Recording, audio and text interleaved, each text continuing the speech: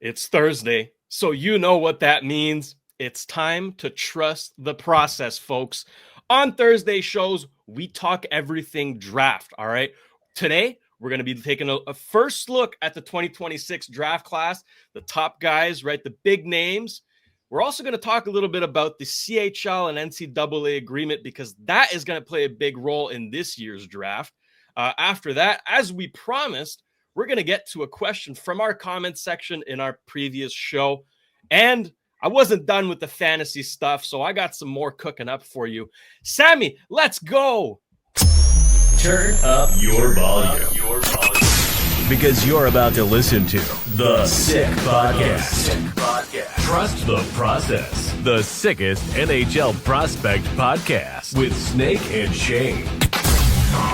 With the 5th overall selection in the 2024 NHL Draft, the Montreal Canadiens are proud to select Ivan Demidov. It's gonna be sick.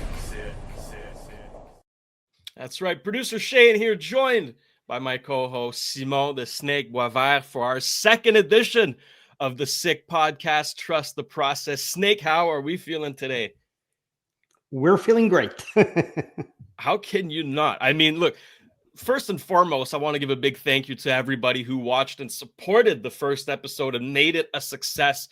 We read the comments. They were pretty much all positive. People were happy to see you again. They're happy to see us together. I think this is something special. And of course, Mathias Le Serpent on KO Sports was a smash hit. Folks, if you haven't watched that episode yet, do yourself a favor. It was fantastic. They also have something good cooking over there. We're going to keep supporting that show, but we're focused today here on Trust the Process because it's going to be a really fun show, Snake. We're going to talk all things draft. All right, that's how we're going to split this thing up, okay? Mondays is going to be Habs. Thursdays is mostly going to be draft. Maybe with a little bit of Habs flavor sprinkled in there. Why not? Why not? It's our own show. We make the rules, Snake. We make the rules. But you know what? Let's dive right into it. Might as well. We're not going to waste any time. We're going to talk draft today, and we're not going to go in depth. We're not going to talk about the potential risers and all that. The season hasn't even started yet, okay? But it's creeping up. We're getting there, and we already have an idea of who the big names are, right, Snake? The Gavin McKennas, the Keaton Verhoffs, all that stuff. We're going to talk about those guys. But before we do, I think it's important to have a little discussion about that new CHL and NCAA agreement. Some people might still be confused about it. It is very new, and it's changed. It's completely changed the landscape for junior hockey and the prospects as well. The draft is going to be, scouting is going to be different because of it. So, Snake, why don't you walk us through it and how you see it impacting how scouts will do their job from now on?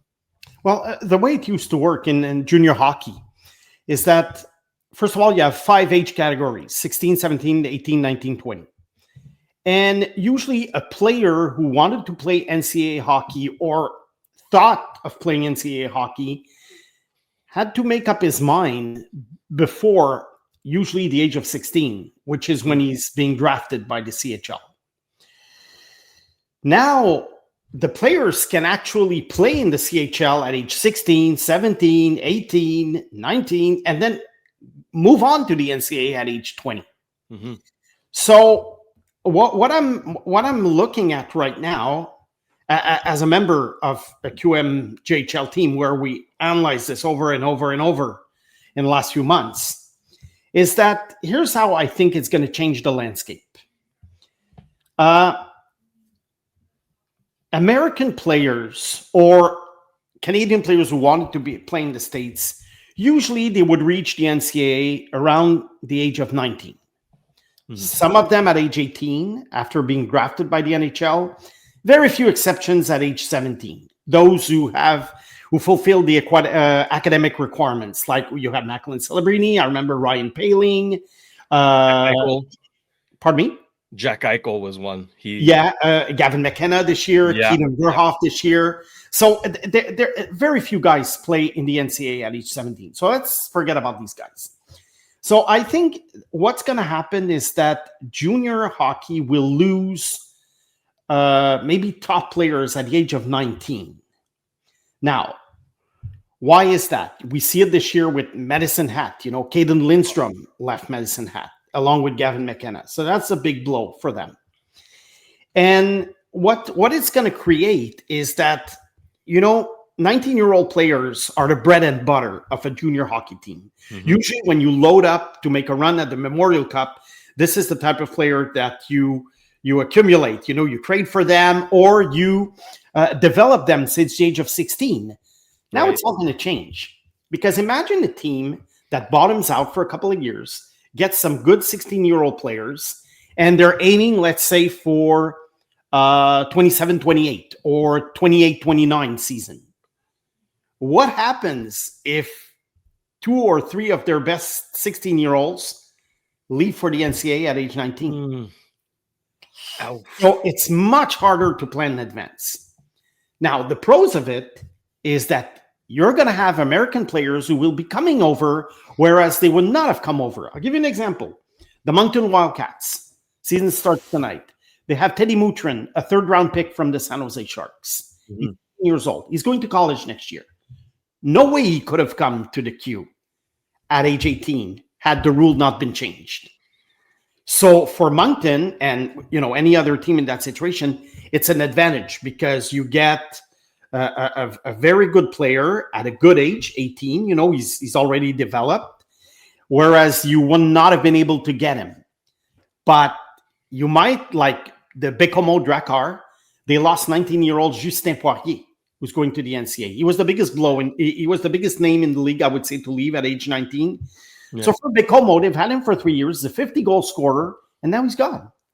Okay, now the NHL is going to change the rule next year that it will allow each team to keep one 19-year-old player and send them to the AHL, one 19-year-old junior player, because European players can actually come before the age of 20.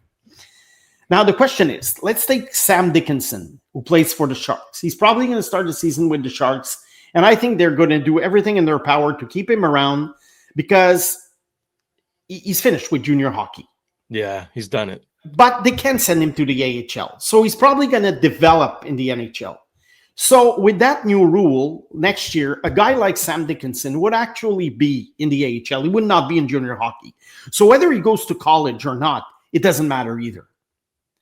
So I don't know if I'm being clear enough, but the idea is that you have to look at the real plus and minuses in the sense that, okay, here's the type of roster I could have had with the old rules. Here's the type of roster I can have with the new rules, both the CHL NCAA rule and the NHL AHL rule that will come into fruition next year.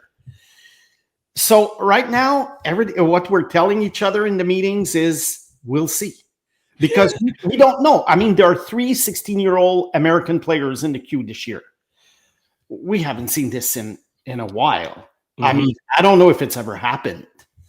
And I know American players in the old days used to come, old names like Pat LaFontaine, Jimmy Carson, but usually they came at the age of 17. Mm. So now you have 3, and they were big stars in Michigan at the time. Now we're talking about good American players, not necessarily stars, because the stars usually end up on the National Team Development Program, the USNTDP. And so we'll see. How are these 16-year-olds going to fare in the league this year? So I think it's going to take a couple of years. And in conclusion, I can say that in the end, players will decide what's best for them.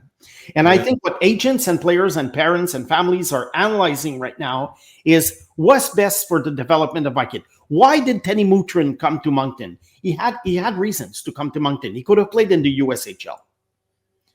Is it because they think the queue is easier? Is it because they think that it's a quicker path to the NHL because it's Canadian junior hockey is widely recognized as the top junior league in the world? I don't know. I have no clue. And I think at some point, like anything, things will stabilize. Right. Junior teams will elaborate strategies and see, okay, how many 19-year-old players did we lose in the end? 1 every 3 years or 3 per year? Because don't forget that in the NCAA, There are so many scholarships to be had. I mean, I've been doing this for like 15 years, and I talked to American parents at the time, and they were all dreaming, about the NCAA, and my kid, he wants his scholarship, wants to go to Boston College, and blah, blah, blah. Yeah, but do these people realize that there are so many scholarships to be handed out? And in hockey, it's very often partial scholarships. It's not like football or basketball. So that's pretty much the portrait now. That's the situation in with junior hockey. And look, I think in a way it's exciting because there's going to be more player movement, and for scouts, there's more strategies and who do we scout. And I'm very excited about the whole thing. Although I realize that for the CHL, there are pros and cons, and we'll see who wins. Let's say. That's it. It's going to be a big adjustment for everyone, really, and it's going to take a while to get used to it. But Snake, I wanted to ask you, right, for players who are transferring either to the CHL or to the NCAA, the biggest differences between the two leagues, right? So you take Gavin McKenna, for example, who, if he would have stayed one more year in Medicine Hat, might have put up 200 points, right? Yeah. But then at Penn State, it's going to be different. They play less games. He plays older players, right? It's a different style of hockey.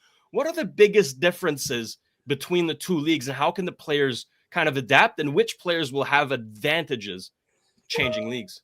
I think what was interesting in the case of Gavin McKenna is that being a late birthday, he had to play an extra season in junior hockey. Right. Had he been born 3 months before, he would have been eligible for the 2025 draft. So in this case, I don't consider him a 17-year-old player. I actually consider him an 18-year-old player.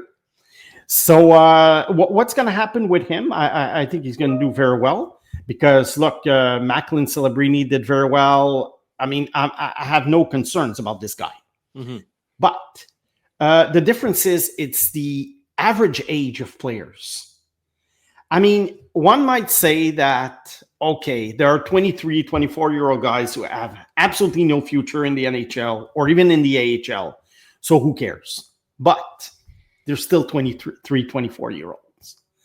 But history has showed us that 17, 18-year-old talented players, highly talented players, have pretty much always done well in the NCAA. Right. I mean, look at the guys who are being drafted and then go to the NCAA. They usually do well. I mean, Will Smith did well. Gabriel Perreault did well. I mean, I'm just naming names. Michael Hage, yeah. Michael Hage did well. Yeah, good example. So, look, yeah, it's older competition. Now, is the NCAA stronger than the CHL? A lot of people say yes. I would say it might only be due to the fact that the players are older. Yeah. But they play less games. Now, is it a handicap when you get to the NHL because you have to play these grueling 82 game seasons plus the playoffs? Well, look, in the past, good NCAA players who played 40 games, they came to the NHL, Jack Eichel, like you said, and they're just good anyway. Austin Matthews, although he went to Switzerland for his 18-year-old season, because again, Matthews was a couple of days too old for the draft. I don't think it changes anything. If you're a talented player, you're going to stand out. That's it. Well, it's going to be really interesting to follow along, and we will right here at Sick Podcast Trust the Process. So make sure you're subscribed, folks. Make sure you turn on that notification bell. And new feature on YouTube, which I think could be really exciting, is the hype feature. Okay, so under the video, you will see a button called hype. If you press that, it will kind of tell the algorithm that you want to hype this video up and put it on as many people's feed, right? So please press the hype button. We'll see what it does. It's brand new, so I'll throw that out there. But Snake, perfect transition here over to the 2026 draft class, because they're, like I mentioned, the two big guys, right? The two that most people think are going to go 1 and 2 did do the transfer from the CHL to the NCAA, that being Gavin McKenna to Penn State, and of course, Keaton Verhoff, who joins his other teammate as well, Cole Reshny, over at North Dakota. Is it North Dakota? I'm right. It is North Dakota. Okay. Yeah. I get my Dakotas mixed up. But anyways, that being said, Snake, let's dive into this 2026 draft class. And first, let's start with those two. How do you think that transition will impact them and potentially their draft stock? Yeah, basically just for today, I just want to talk about maybe 4 players, no more, just to give people an idea. I have a top 3, obviously. It's pretty much everybody's top 3. Yeah. Gavin McKenna, I think, is number 1. Is it a guarantee that he goes number 1? Look, there's no guarantee unless, you're Connor McDavid or something. But like I just said, the transition will go very smoothly. Mm-hmm. And he's going to do very well at Penn State.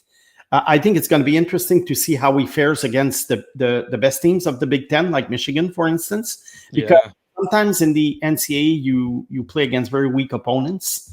So let's not get too excited if he gets 7 points against a weak team. Anyway, we've seen what Gavin McKenna can do. I saw him live at the Memorial Cup last year for every game that he played. And I have to say, when he started out at age 14 in the WHL, because he was actually 14 when he played his first game, I thought this was the next Connor McDavid. Yeah. And then I really observed him well. I do love the player, so don't make any headlines with but I have cooled down a little bit on the Connor McDavid comparisons. So yeah, he does have a great shot. He's a good skater. He has nice, very good hands. He's an incredible passer. He has great vision, but he lacks what every player lacks what Connor McDavid has, which is to make plays at 100 miles an hour. Yeah. And so Gavin McKenna is excellent at that, but he's not Connor McDavid. So is he going to be a star in the NHL? I do think so. Is he going to be better than his cousin, Connor Bedard? I always thought so, and I still think so. But is he going to be as good as I think Macklin Celebrini will be? I say no. But I wouldn't have said that 3 years ago. Very interesting. And does that have anything to do with the fact that McKenna's a winger? Does that impact at all it does. Perception? Yeah. It does, but again, some great player, Nikita Kucherov is a winger. Back in the day, Guy Lafleur was a winger. So no, it does impact my evaluation, but no, it's more about Macklin Celebrini could be an AI generated player. If you asked AI, yeah, make me a hockey player, Macklin Celebrini comes out of it. I love that. I'm a big Celebrini fan as well. He's poised for a great future. But moving along now for the other prospects, I know you have 3 more to talk about, and the big right shot defenseman Keaton Verhoff. You know what? Like that is a scout's dream right there. Moving the way he does, shooting the way he does. You know what? He's not going to be on the draft board very long come June, right? No, he's no Cale Makar. So he doesn't have the wow factor that Cale Makar or even Quinn Hughes has. But I think the fact that he's a right-handed shot, like you say, he's a big guy. He does everything well. I think it's really going to be, it's a coach's dream. It's a scout's dream. And if you're the Sharks, of course you want Gavin McKenna if you bottom out again. But the Sharks, good consolation prize, but the Sharks really, really need a number 1 defenseman, because I'm not sure Sam Dickinson. I love Sam Dickinson, but I don't necessarily see him as the Norris Trophy candidate that sometimes you often need to win the Stanley Cup. Right. So I think Verhoff would be the dream pick for the Sharks.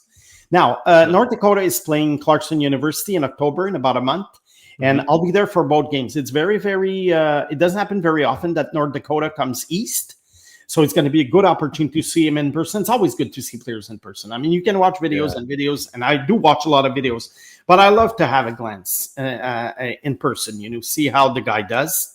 So that's going to be interesting. And the third guy I want to mention is big center Ryan Rubrek. Yes. He plays for Niagara, 6'4". He's a late birthday, so it's his 3rd junior season. But even at age 17 last year, He was pretty dominant, and I think he would have been a very high draft pick in 2025. So that's the top three right now. Things can change. The season is only starting this week.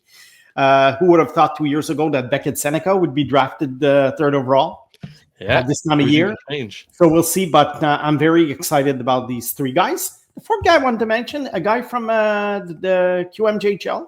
Oh, yeah. You know who I'm going to talk about? I know exactly who you're talking about. Small defenseman?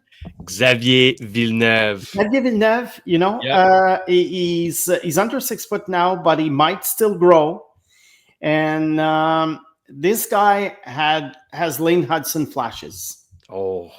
I mean, the way he dangles and the way he moves, and I'm sure I don't know Villeneuve personally. I've never talked to him, but I'm sure he loves Lane Hutson, and probably loves the fact that Lane Hutson was successful, right? Because a lot of people, including myself, big time, was very, very skeptical.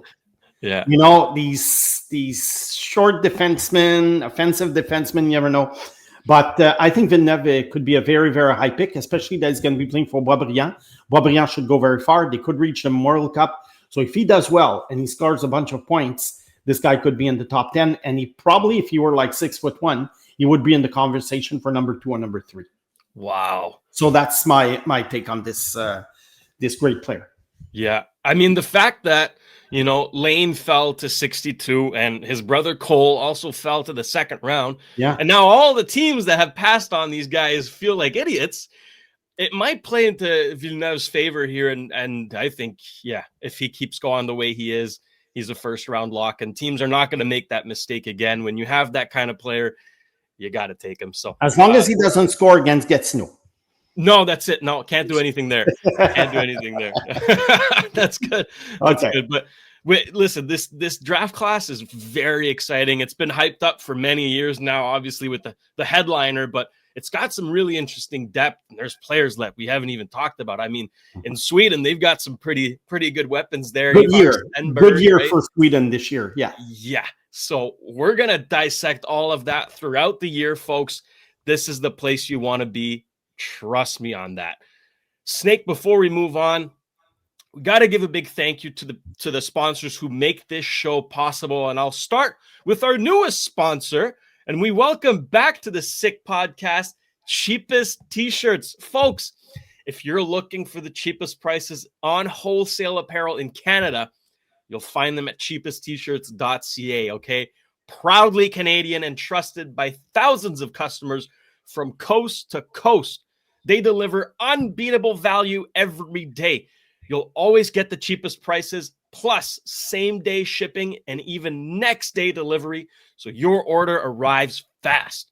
With over 1,000 products and more than 36 trusted brands like Gildan, Jerseys, American Apparel, M&O, and Comfort Colors, the selection is unmatched. Whether you're shopping for t-shirts, hoodies, crew necks, hats, tote bags, polos, aprons, tank tops, and so much more, you'll find it all in one place. And that place, folks, is cheapesttshirts.ca. Please go check them out. And of course, our great sponsor over at Betway, okay? You can still go all the way with Betway, and you can get a free bet up to $200 if your first bet loses. Scan that QR code on the screen or click on the link in the details section to create an account and redeem your welcome offer. The offer is only available for new customers. Terms and conditions apply. The offer is not available in Ontario. You must be 18 years or over. Please play responsibly. Snake, on our first show, we got well over 100 comments on our YouTube. So I went through all of them. I looked at all of them, and there was some really good questions there. I encouraged everybody to send in, and I still do. Please send in your questions. We will pick another one on Monday, okay? But we have our question for today, the very first listener question at the Trust the Process podcast. Let's bring it up, and this one comes from Ricky B. He's asking, considering the massive contracts that superstars like McDavid and Kaprizov could sign at the individual maximum, is it more beneficial for a team to have 3 players at $8 million each versus one superstar at 20 million plus 2 players at 2 million each? This is such an interesting question, Snake. And, we both have some thoughts about it, but I'll let you go first. Well, I think that let's take 100 million salary cap sheet, okay? Just to simplify the calculations, round number. Anyway, it's coming. It's getting there soon, I think, next year. Exactly. There is obviously, in an ideal world, a perfect salary cap chart. Yeah. How much money you can spend on the top line, how much money on the second line, how much money on the first pairing defenseman, how much money on reserve players and backup goalie and everything. There is a chart. However, it depends on every player having a career year. Yeah. It does not happen. Also, there are entry-level contracts. That's right. You can have a bargain. I mean, Macklin Celebrini right now is a deal. $1 million plus bonuses, that's a deal. Macklin Celebrini normally could become a $10, $12 million player in his third season, but he'll only be earning, the rookie scale contract. Mm-hmm. So that's why every situation is different. But I think the key, to answer the question, if you have a $20 million player, well, first of all, he better be good every year. Because let's not forget, Kaprizov will be 29 when the new contract starts. So he could be like in top shape for like 3-4 years. Then what happens the last 3-4 years? Yeah, the salary cap goes up, but it's still $20 million. The salary cap is not going to go up to $350 million. No. So that's the thing. The guy better be very good. And usually these contracts will be awarded to older players. A 22, 23-year-old player, even Celebrini, is not going to get 20 million, even if he really storms out of the gate, with amazing seasons. Not going to get 20 million. It's the second contract. He's not eligible for unrestricted free agency. So teams have leverage. So now what happens is, let's take the Habs, for instance. Okay, Let's take the Habs situation. Right now, they have a very good cap sheet. I know they had to trade Carey Price, but it doesn't matter. The cap sheet is good because they have Caulfield, Suzuki, and Slavkovsky signed long-term. I think Suzuki's contract right now is a bargain.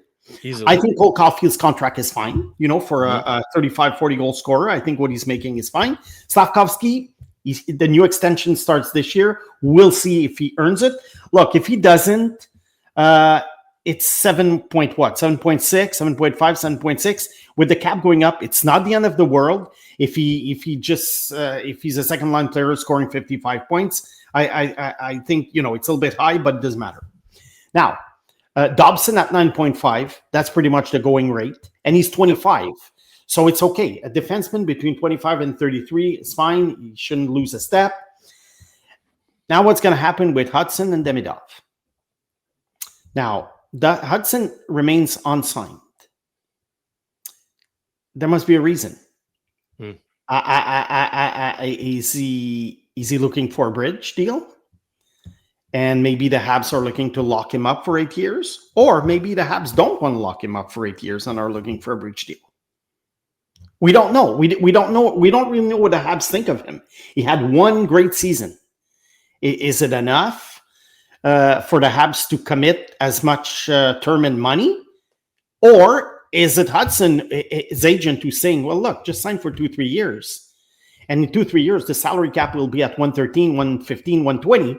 And if you keep having these 70, 80 point season, then they're going to have to give you 16, 17 million. Whereas now, maybe they're offering 9 or 10 max. So that's the thing. But now, what the Habs have to do in the future, I think, is that, let's say on a 100 million salary cap, let's say you put 27 million on your top line. Okay, so that's an average of 9 per player. 18 million on your second line. That's an average of 6 per player. And 12 million on your third line. That's an average of 4 per player. I think you can have a pretty good roster if you pick the right players. As for defensemen, let's say your top 4, 24 million, an average of 6, because you might have a guy who's at 9 or 10. but then you might have guys on the second pairing making 4, 3, 4, 5, depending on where they are in their contract situation. Because like I say, that's why it's important to have always good young new players. Mm-hmm. And for goalies, let's make it 10 million for both goalies.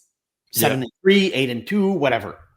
Now that leaves $9 million for 9 players. That's your fourth line. That's your third pairing defenseman, and that's 3 spare players. Mm-hmm. Can you have a good team with 9, or let's say 6, because there's 3 in the press box? Can you have a good team with 6 $1 million players? That's the question.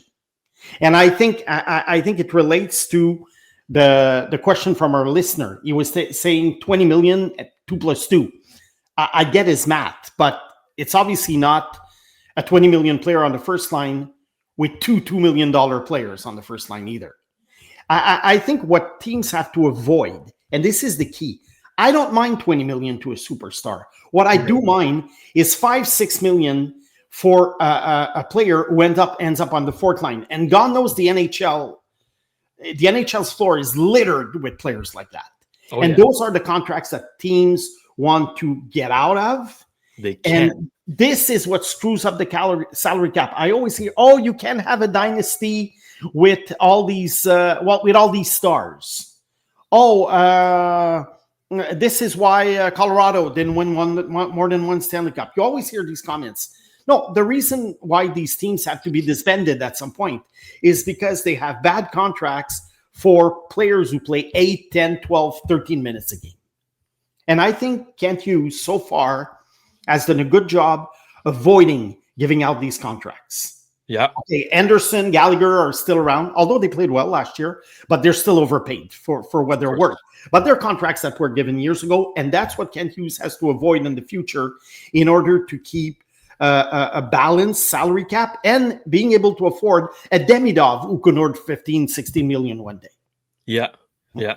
Listen, from what you said, I think we have to give a lot of credit as well to John Sedgwick, who is the cap wizard for the Montreal Canadiens, and of course Jeff Gorton and Kent Hughes, who've established this cap structure it looks pretty sustainable from our perspective. Now, Snake, correct me if I'm wrong, but on Stanley Cup champion teams, the player who's earned the most, right, has never exceeded 10 million.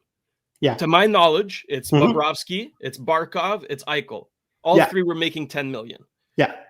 Now, of course, the cap is going to go up, so that figure is going to change. But the point of the fact is, depth wins you cups. It's been proven. Nathan McKinnon took less money so that the Colorado Avalanche could have depth. Guess what? They won the cup, right?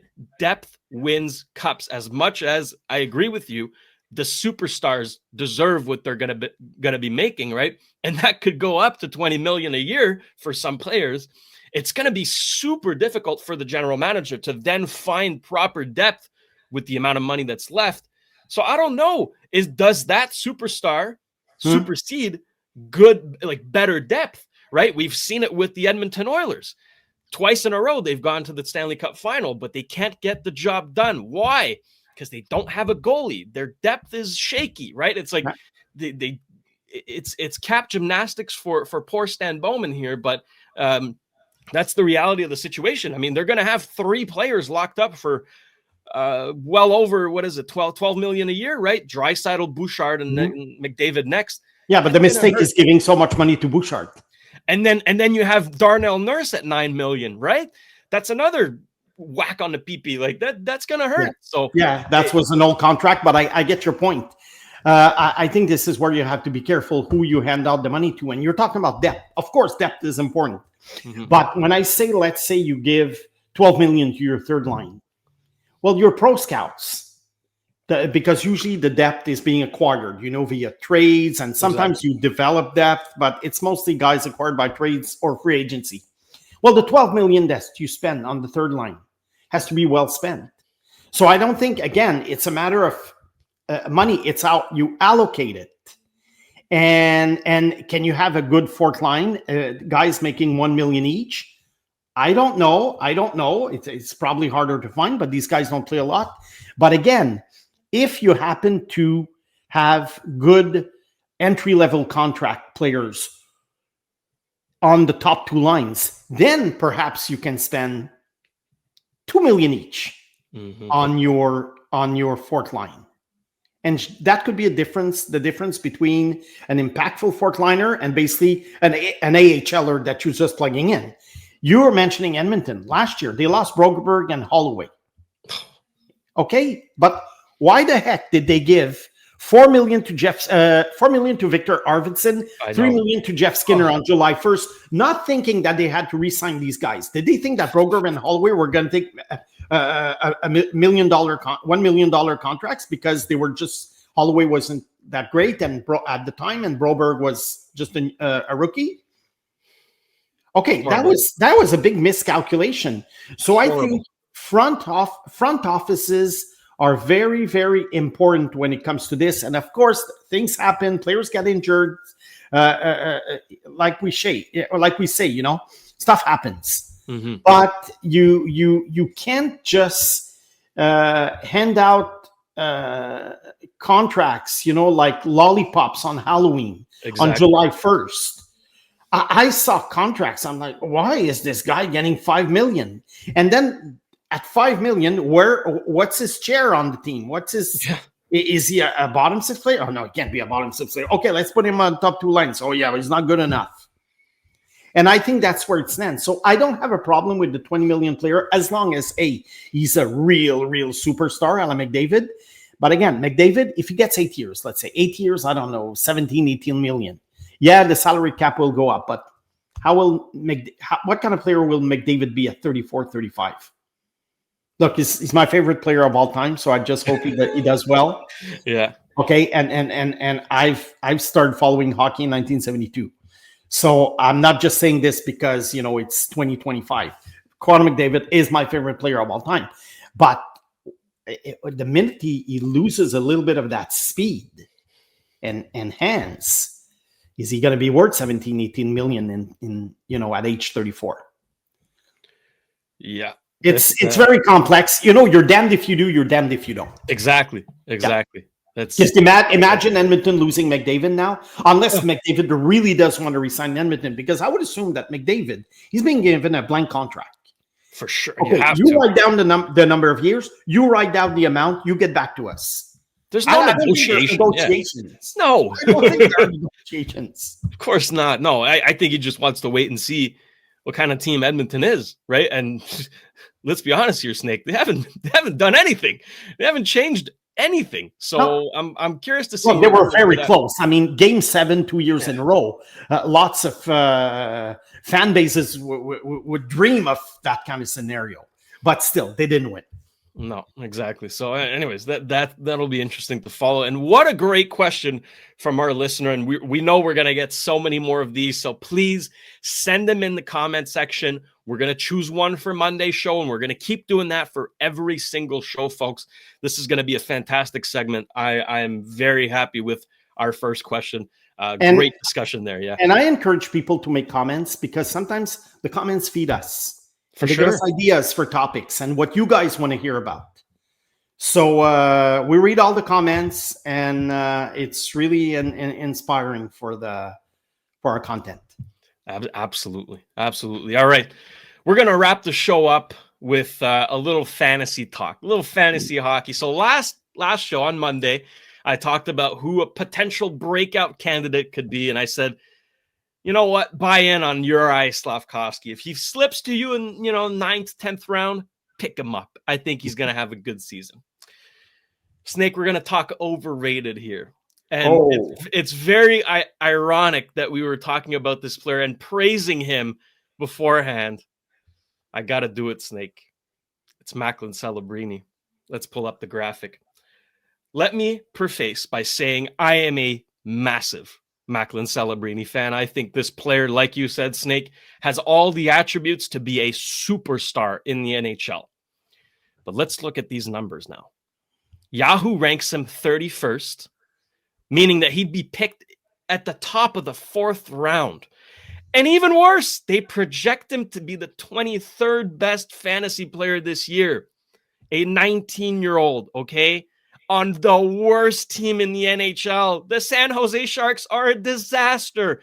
Did you look at their decor? Horrible. Genuinely horrible. Now, the player himself is fantastic, but if he's missing the pieces around him, I'm not confident enough to pick him in the 3rd round. That's outrageous.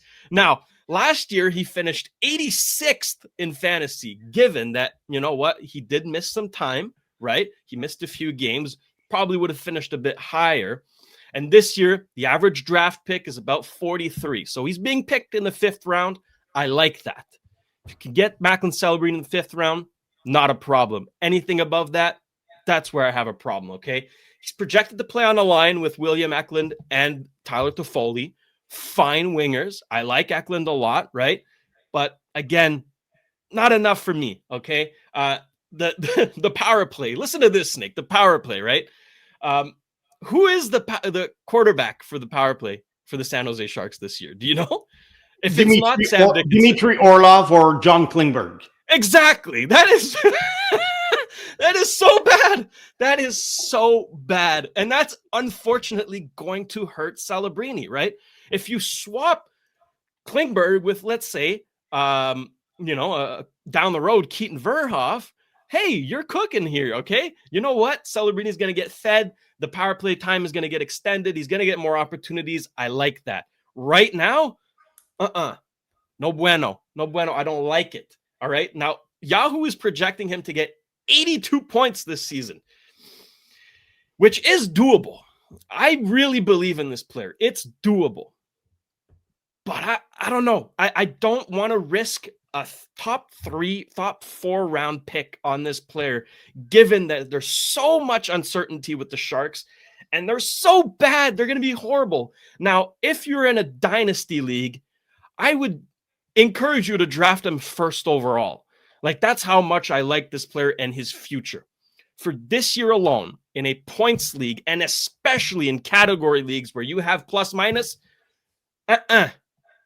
no, okay? There, you can get very similar value much later down the draft. I think Macklin Celebrini is overrated in fantasy this year for the draft. Snake, let me have it. I know you're boiling. You're nuts. I think Celebrini will take a big step forward, just like a lot of 19-year-old superstars did back in the day. There are examples of regression. I remember Nathan McKinnon, after winning the Calder Trophy, had a very bad 19-year-old season. But Connor McDavid took a big step forward. Sidney Crosby also. So I do think that Celebrini, regardless of who he's playing with, will make points, because even on a bad team, I remember and that's for our older viewers, but the Quebec Nordiques has had a horrible team in the early 90s. When Joe Sakic was 19 or 20, he got over 100 points, and the team was worse than what the Sharks are right now. So I do think that Celebrini, they project him at 82. I have him between 80 and 85, which would make him, 15, 20th top scorer in the league, maybe in the top 20. I do think, regardless of how many, I think he's going to be a top 20 scorer. He's going to have his power play time. Will Smith is going to be better. They still have players, like Toffoli, who can generate offense with him. So, yeah, the team is bad. I do agree that, Klingberg or Orlov, it's not ideal quarterbacking the power play, but although Klingberg wasn't bad for Edmonton in the playoffs. But look, he'll play 23 minutes a game. He has good enough line mates. I see him in the top 20. So I do not agree with your hot take this season. Yeah, if we can bring up the graphic again, I have him. I would personally draft him between the 5th and 7th round. I think he's still going to be have really, really good fantasy value, especially if he can stay healthy, which I hope he can. The more we see Celebrini, the better we are as hockey fans, right? He is just so beautiful to watch. But my biggest thing with this player is the uncertainty, right? I'm banking on a big step this year. And given what he's surrounded with, I'm chicken shit. I'll say it. I'm chicken shit. I'm scared. I want the sure value. I can get very similar value as to what he produced last year and what he's projecting to produce later down the road. There are so many good fantasy centers this year. I would round out my defense, my goaltending before I take him. But if he's your second center on your team, you're cooking. Like he's still excellent. When I say overrated, I'm simply talking about those projections and what he's being drafted at. I would draft him a bit lower, but not by much. I still love Celebrini, but unfortunately, I have to say that he's being overprojected for my liking. Snake disagrees, and I want to hear your takes as well in the comments section. Let me know when you're drafting Celebrini and if you've drafted him. I know it's draft season now. I got a draft coming up Saturday. I'm pumped about it. So we're going to do a whole lot more fantasy content throughout the season, but I just wanted to get that one out. We had to get a little hot takes going, Snake. Come on now. We got to we had to spice there the will be show up plenty. a little bit. There will be plenty. I love it. I love it. Wait till I talk about overrated Habs prospects in the Twitter scouting world. Yeah, it's gonna blow up. I'm looking forward to that. Philip Eriksson, I'm talking to you. Oh my God! I mean, he's got like 3 points per game right now. Hey, come on. Overrated. Bring it down. Overrated. What is he, a 7th round pick or something? Yeah. Let's bring it down a little bit. Okay. Anyways, Snake, this is so much fun episode. I had a blast, and we're gonna do it again on Monday, folks. Tune in on Monday because we're talking Habs. All right, training camp's underway. It's going to be right before the first preseason game. We're going to talk a little bit of who to watch, which prospects have the most to prove, all that good stuff. This is the place to be. All right, make sure you're subscribed, turn on that notification bell, and hit the hype button. I like saying that. That's pretty fun. Snake, anything else to add before we wrap this one up? See you next week. Nuts. I love it. I love it. Well, for Sammy and Agnello back at Master Control, he's Simon the Snake Boisvert. I'm producer Shayne. See ya Monday. And that's a wrap. Hope you don't miss us too much until next time. Follow the Sick Podcast, Trust the Process on YouTube, Instagram, Facebook, Google Play, and Apple Podcasts.